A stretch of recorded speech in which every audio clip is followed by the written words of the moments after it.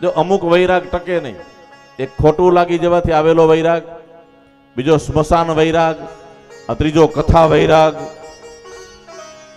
આ કથા વૈરાગ સાંભળી ત્યાં સુધી કે હા કેવું સરસ છે, કાલે સવારે ઘીરે જઈને બસ બેહી જવું છે ભાગવત લઈને.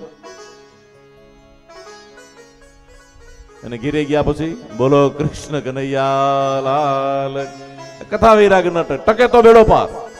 સ્મશાન વૈરાગ મળતું બળતું હોય તો કે લે હું લાવ્યા તા, હું લઈ જવું છે, ફટક્યું ફૂટી ગયું.